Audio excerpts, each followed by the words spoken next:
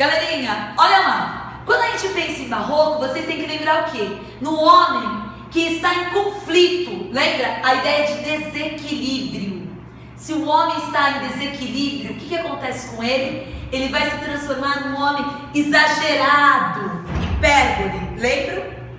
Que mais que ele vai usar? A ideia de antítese, ideia de oposto. Tanto que nós temos como duas principais figuras de linguagens o quê? A hipérbole, já que o barroco é tido como a arte do exagero, e a antítese, já que ela é vista como o quê? Um movimento que é opositivo, antitético, e trabalha com as contradições. Nessa contradição, o que aconteceu? A igreja, ou o movimento barroco, se divide em duas partes.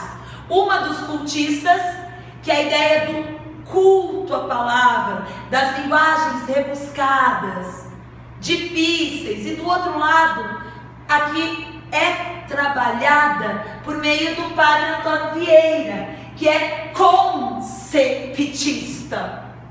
né? O conceptismo é trabalhar a concepção da palavra, e ele se vale disso por meio da retórica, trabalhando o quê? Com a ideia de crítica, uma crítica à sociedade, para mostrar quais seriam os valores cristãos que o homem deveria seguir. Quando eu penso nesses valores, a gente pode pensar em cada um dos sermões. O sermão do 14 do Rosário, por exemplo, é aquele que ele vai comparar o homem a Cristo. O homem, o escravo a Cristo.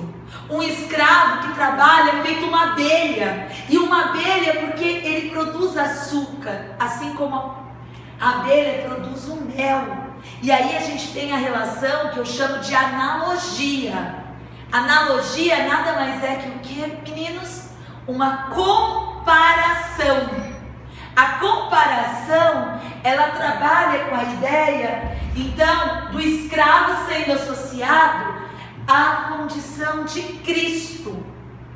Pensar nessa ideia depois, ele faz o mesmo paralelo, só que agora um pouquinho diferente. Ele vai falar da questão do sermão da 60ª, é uma crítica ao cultismo. Quando ele trabalha com essa crítica ao cultismo, ele vai falar da arte de pregar bem. Como se deve pregar? Como o pregador e o fiel deve ser. Para isso ele vai utilizar o quê? A ideia do joio e do trigo. Ou também a ideia da palavra de Deus como um sal. É o sal que salga, ou o sal não se deixa salgar, ou a carne não se deixa salgar. E nisso ele vai estabelecendo relações de paralelismo. Vocês lembram o que é um paralelismo, galera? Paralelismo nada mais é o quê? Que eu repito palavras alterando geralmente os sinais, incorporando uma nova ideia. Tudo bem? Padre Antônio Vieira, já que ele trabalha com a ideia de retórica, ele vai utilizar também o paralelismo para enfatizar a ideia que ele quer marcar para os fiéis. Tudo bem? Tem o sermão do Santo Antônio aos Peixes. Nesse sermão do Santo Antônio aos Peixes, o que ele vai marcar? A ideia dos homens que se fazem peixes grandes como tubarões para comer os peixes pequenininhos, que é o pobre, o trabalhador. Ele vai falar dos patrões, gente, que fazem do homem uma mercadoria, um objeto, explorando os seus semelhantes em nome de um capital, em nome da aquisição do seu poder. Isso, se a gente pensar, eu posso pensar também que na relação atual, a ideia de corrupção na política, a ideia do bom ladrão, do sermão do bom ladrão, no qual, no sermão do bom ladrão, ele vai falar dos ladrões que roubam muito, porém são governantes, e os ladrões que roubam pouco, que acabam sendo enforcados. Tem tudo a ver com o paralelo da sociedade atual, onde a gente vê políticos onde nada acontece pela corrupção que eles fazem, e eles lesam a educação, moradia, a nossa saúde, enquanto você vê o que? O pobre que às vezes rouba para comer, sendo obrigado ou sendo preso, não tendo a oportunidade de ter uma tornozeleira eletrônica, por exemplo, como nós vimos nos últimos tempos. Eu não vou fazer um discurso em nome de Deus, da família, né, ou do cachorro, enquanto eu roubo para no dia seguinte eu ser preso. Mas a gente viu isso esse ano. Então, o sermão do bom ladrão, você vê que ele tem tudo a ver com a nossa sociedade atual. E o outro sermão que está aqui é o quarta-feira de cinzas, que é aquele que ele vai falar da efemeridade do tempo, das coisas. Porque hoje eu estou viva, mas amanhã eu posso estar morta. E as nossas ações é que vão delimitar se nós vamos para o céu ou para o inferno. Olha a antítese, céu e inferno. Tudo bem? Pensando na ideia de efemeridade do tempo, eu caio em Gregório de Matos, na poesia reflexiva dele. Só vocês pensarem na nossa outra prova, onde nessa poesia reflexiva ele fala o quê? Que na realidade lembra muito da música, né? Que o que é efemeridade? Aquilo que passa rápido. Porque o para sempre sempre acaba. A nossa vida, ela é perene, ela acaba. Tudo bem? Desses sermões, o que faltou aqui é o sermão das armas contra Portugal. De Portugal contra a Holanda. Nesse sermão, o padre Antônio de Vieira chama o povo a ir contra os hereges holandeses.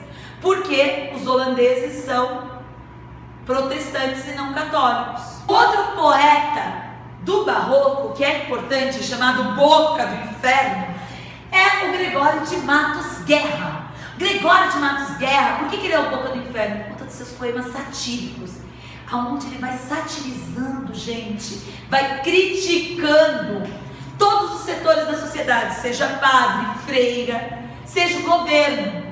Nessa ideia de crítica, eu posso pensar, por exemplo, podemos pensar no poema Triste Bahia, onde vários amigos não param de encher o saco durante as aulas, né? Lembrem-se da musiquinha. Triste Bahia, o quão dessemelhante tom estás do seu antigo estado. O que ele faz nesse poema, onde ele critica a cidade da Bahia? Ele critica a corrupção, ele vai criticar o governo, ele vai criticar a perda do poder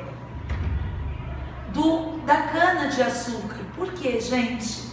Lembra, com a expulsão dos holandeses do Brasil, os holandeses subiram para as Antilhas e o nosso açúcar desce.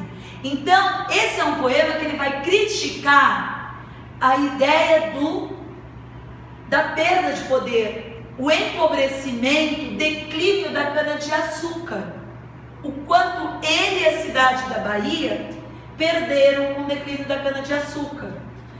Ele também escreve poesias líricas, amorosas. Lembre-se o que? Se ele vai falar de amor, ele eleva essa mulher. Quando ele eleva a mulher, ele vai compará-la a um anjo. Lembrem-se de anjo no nome, angélica na cara. Isso é ser flor e anjo juntamente. Ser angélica flor ou anjo florente. Quem senão em vós se uniformará? Gente, a ideia da mulher que é anjo, mas o tenta o anjo demônio como a flor.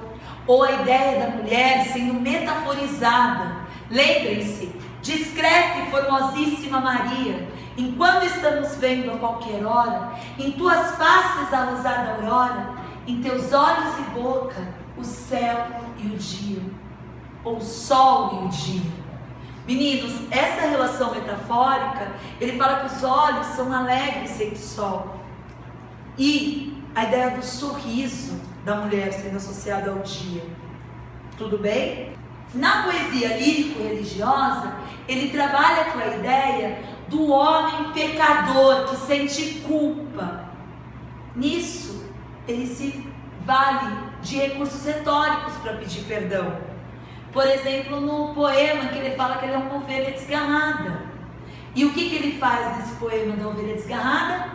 Olha, Senhor, se eu pequei é porque eu preciso que você me perdoe.